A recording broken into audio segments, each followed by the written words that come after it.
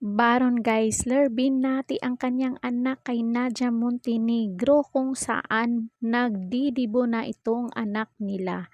So, 'di ba dati nagpa-interview itong si Nadia doon sa Fast Talk ni Boy Abunda kung saan tinalakay nga nila ang kanilang anak ni Baron. So, kung panoorin niyo, nandun yung sagot nito. So, dito muna tayo focus kasi magbe-birthday yung anak nila ni Nadia at saka ni Baron. So, mga marites, bago kayo mag-comment dyan, panoorin nyo ang bidyong to hanggang dulo para alam nyo, okay?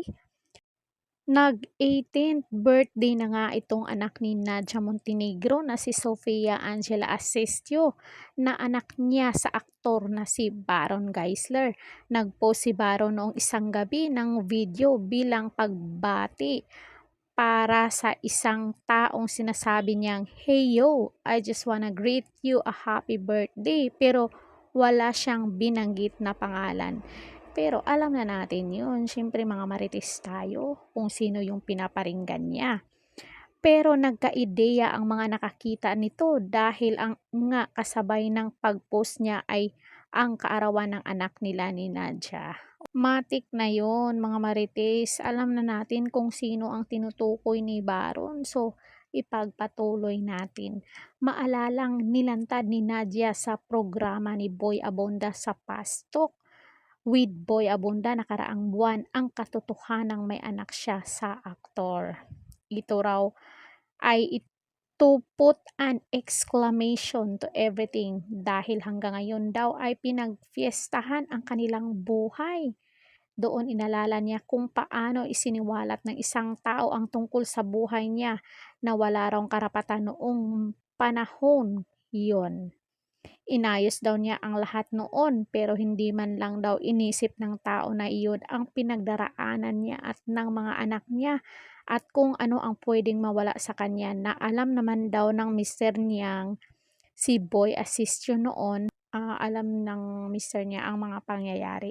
It means wala siyang tinago sa asawa niya at tinanggap siya ng asawa niya kahit nagkakamali itong si Nadia. Doon ikininto rin niya kung bakit tumagal ang ng ganito bago niya isiniwalat ang katotohanan dahil binigyan niya ng unlimited chances para magbago ang tatay ng anak pero hindi pa nagkita ang mag-ama dahil nga raw sa drunk messages na pinapadala ng anak. Huh? Masama ang loob niya dahil nagpa-interview rin ito ng hindi nila alam. Oh. Alam daw kasi ni Nadia na sila ang tinutukoy nito kahit wala itong binanggit na pangalan. Siyempre, sino ba naman ang hindi makakaalam kung alam mo sa iyong sarili na ikaw ang tinutukoy ng taong yun. Nabully pa nga raw ang anak dahil doon pero ngayon nga tila pinagmamalaki nito ang anak at kinikilala ito. Mukhang hinihintay lang nito ang go signal ni Nadia at Sofia para magkita na silang mag-ama. Sana nga magkaayos na 'to. Siyempre, maganda na yung ipakilala talaga si Sofia sa tunay niyang ama. 'Di ba? Para magbanding-banding sila. Dugo't laman niya ni Baron.